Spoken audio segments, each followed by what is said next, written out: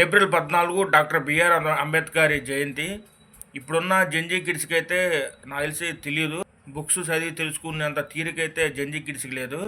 నేనైతే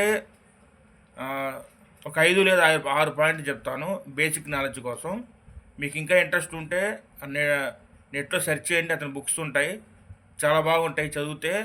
1891 April 14 doctor B R Ambedkar, Ramji Sakpal అలాగే భీమాబాయ్ దంపతులకు మధ్యప్రదేశ్లోని మావ్ అనే గ్రామంలో మహార్ అనే దళిత కుటుంబంలో అతను జన్మించాడు.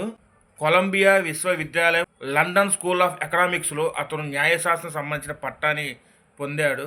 ఇతను 1927లో మహాద్ అనే చెరువులో దళితులకు నీళ్లు ఇవ్వట్లేదని చెప్పి దాని గురించి మొట్టమొదటిసారి సత్యాగ్రహం చేశారు. మరీ ముఖ్యంగా దళిత మహిళలకు, కార్మికులకు సమాన హక్కు ఉండాలని పోరాటం చేశారు.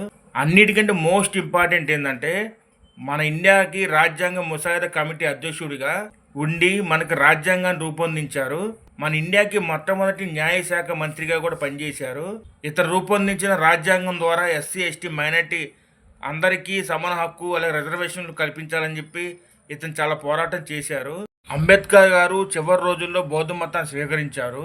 అలాగే దళిత బౌద్ధ ఉద్యమానికి తన వెన్నెముకగా నిలిచాడు. ఇతని చివరి కాలం న్యూఢిల్లీలోనే ఉన్నారు. డిసెంబర్ 6, 1956లో అతను మరణించారు. ఇప్పుడు నేను చెప్పిన ఈ పాయింట్స్ అన్ని బేసిక్ పాయింట్స్. తెలియని వాళ్ళు ఎవరు ఉంటే తెలుసుకోండి. అలాగే నేను చెప్పిన విధానం మీకు నచ్చినట్టయితే లైక్ చేయండి, షేర్ చేయండి, అలాగే మన ఛానల్ని సబ్స్క్రైబ్ చేసుకోండి.